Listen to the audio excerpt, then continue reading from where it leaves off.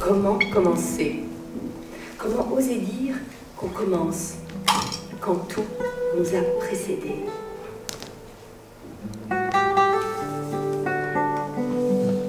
Ah oui, il y a tous nos gestes.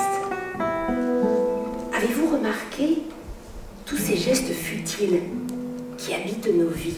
Avez-vous remarqué que la presque totalité de vos gestes sont en fait inutiles?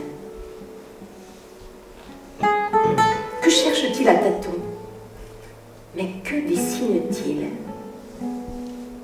Pourquoi diable nous avoir fait si prompt à tous ces détours magnanimes quand tout eût été si efficace en simple et droite ligne? Pourquoi ces chorégraphies des formes et folles danses en l'air? Quel est donc leur dessein? Quel est donc leur mystère?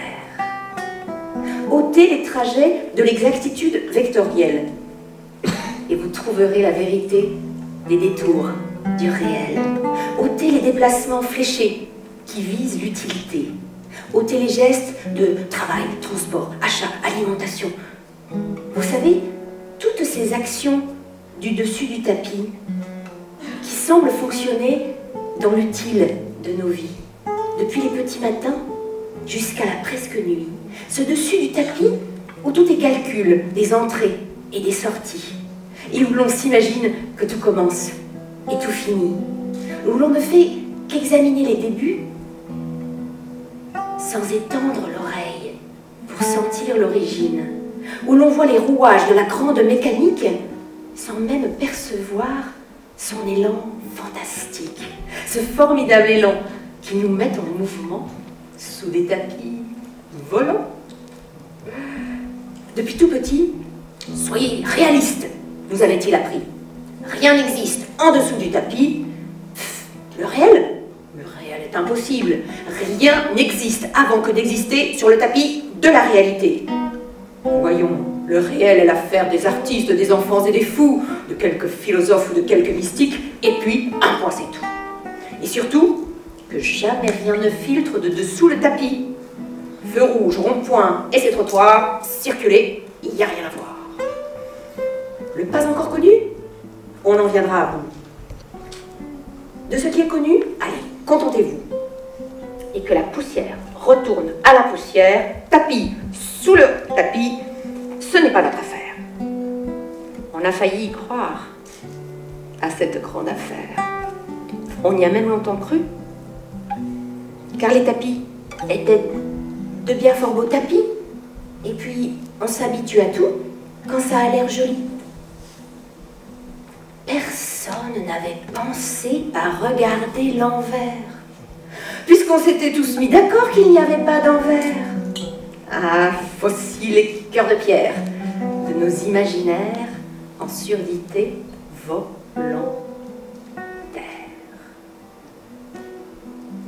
On a fini par croire qu'il n'y a que des énigmes et non point de mystères, que des frontières fermées et non plus de clairières, qu'il n'y a que des champs de force et non point des champs de forme, qu'il n'y a que des totalités désunies et non point d'infini, où tout doit se prouver et non plus s'éprouver. Il n'y aurait de lieu que de lieux où tout commence et tout finit, et non point d'ailleurs, ni même d'arrière-pays. Que des exactitudes calculantes où 1 et 1 font 2, et non point de vérité vibrante, quand 1 et 1 donnent 3, quand la fécondité est là. Où l'étranger est dehors et doit y retourner. Et on a oublié qu'il est aussi dedans, au tréfonds de nos identités.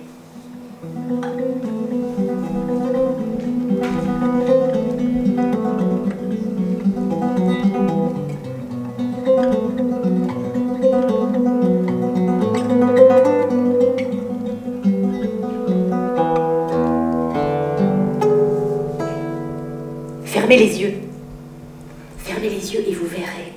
Vous entendrez l'envers, ce réel, à la fois si loin et si proche de nos réalités.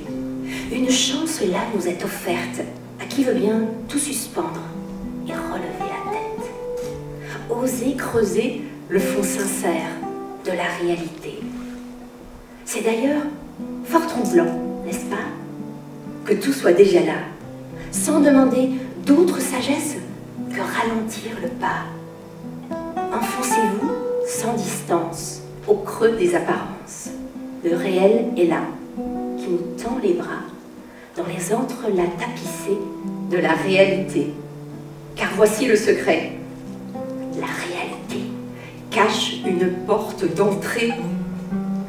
Même un mur de pierre peut parfois nous parler. Un berger bâtisseur, très expérimenté, présent ici ce soir, présent ici, caché, m'a révélé une fort étrange histoire.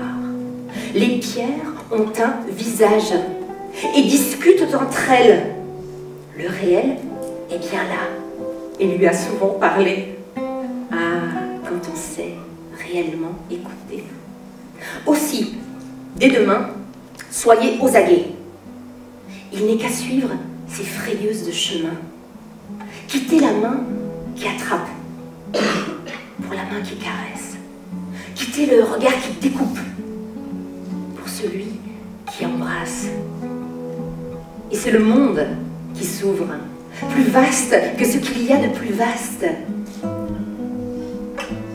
Et l'ici devient là-bas, et l'envers devient enfin l'endroit. Et de cet infini, chacun, riche ou pauvre, y a droit. Et c'est même gratuit. Le réel est partout, tout à notre portée, tout simplement offert, tout simplement donné. Et même par-dessus le marché de la réalité. Mais oui, on le sait, le tapis de la réalité y est bien accroché à ce motif des grandes lois du marché. Il a même encore un fort bien gros succès. Mais peut-être même que les motifs du dessus d'autant plus se resserrent de sentir que les nœuds du dessous commencent à se défaire. Leur réalité s'obstine, se cramponne, peut-être d'autant plus férocement qu'elle sent sa fin venir et le tapis brûler. Car voilà, depuis quelque temps déjà, le tapis fait des plis, comme c'est pas permis. Ils ont beau tout lisser et partout contrôler, vaille que vaille, allez savoir pourquoi, partout, c'est la pagaille.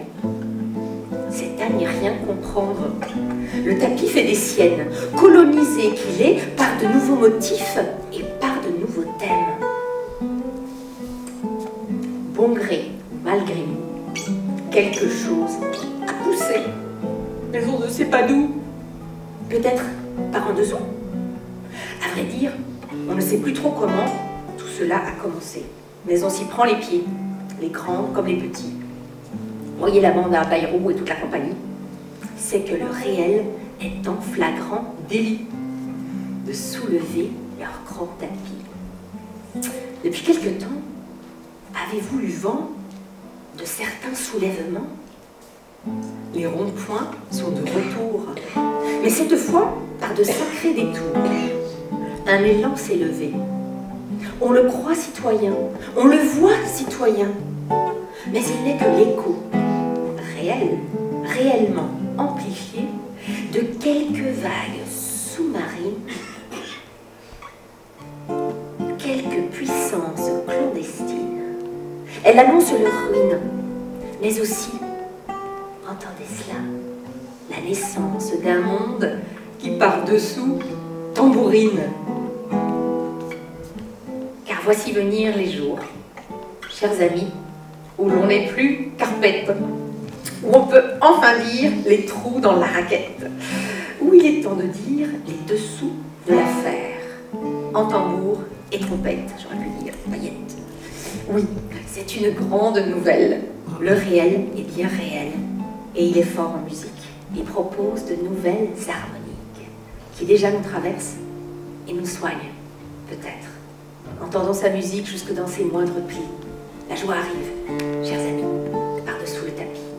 La joie arrive par la tapisserie. Les déploratifs vont remettre de l'ordre. 49.3, restrictions et tout le tralala. Les imaginatifs se disent qu'un monde s'invente et s'invite déjà. Il pousse, il pousse, il pousse, il pousse, l'esprit sur le tapis, il est passé par ici.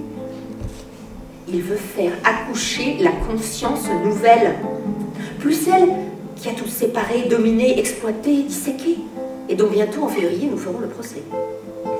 Dissolution sans autre solution que d'accueillir, qui sait, une nouvelle constitution. Activez vos antennes. Les consciences nouvelles sont bientôt libérées de leur cage crânienne. L'enjeu est de taille. Accueillir tout notre devenir transtemporel et transspatial, qui frémit déjà dans l'écorce de nos gestes, sous la peau de vos vestes.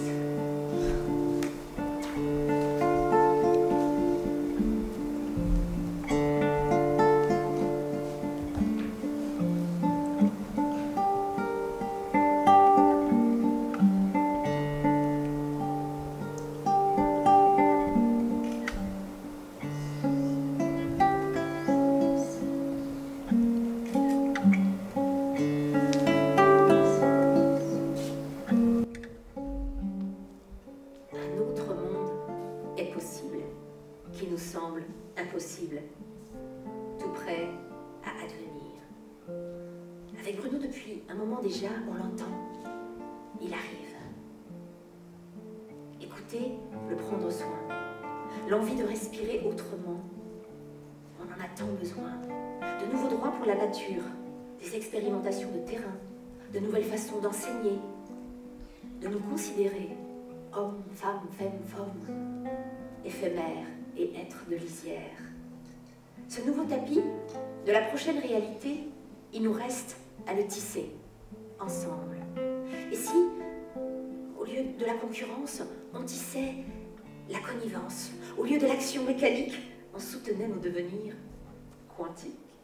La conscience n'est plus seulement ici. La conscience est partout, partout où ça vit, et surtout partout où ça devient. Ça s'en va et ça revient. Ne le répétez pas, ou bien chuchotez-le. À qui peut bien l'écouter, ou même l'entendre un peu. Nous allons être aidés. Mais pas par un bon Dieu, ni une divinité, mais bien plutôt par cette grande musique qui déjà se soulève, portée par ce grand vent, plus fort que le Mistral. Il ne tiendra qu'à nous d'en ajuster les voiles. Mais comment naviguer en ces temps tourmentés? Comment nous orienter? Il nous faudra ouvrir la source et puis suivre l'étoile, celle des valeurs du soin comme valeur de demain. Avis à vous, sorcières et sorciers, le moment est peut-être arrivé. Certains êtres de réel s'y perdent, véritables ressortissants du réel et êtres de mystère, ils savent les lignes d'air.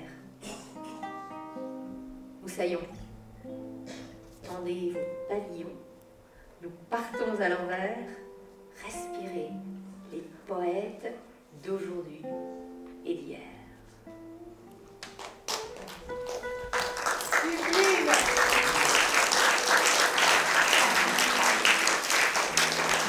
Un dernier mot pour Victor Hugo, encore lui ce soir.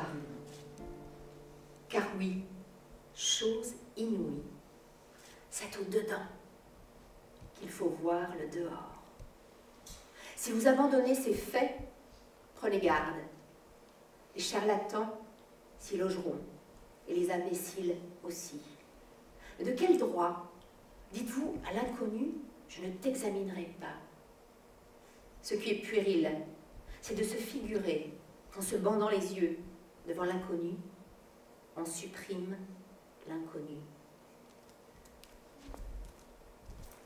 Voici Paul Valéry.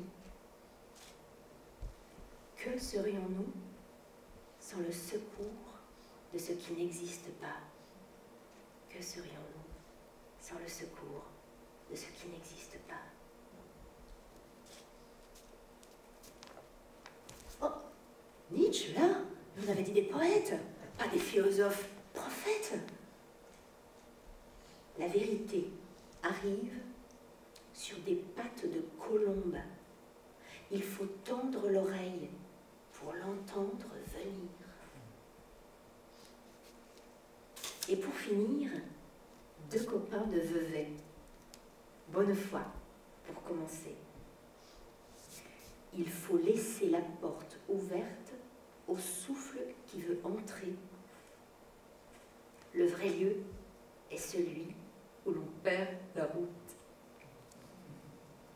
Et puis, Philippe Jacotet, comme vous savez, est l'un de mes préférés.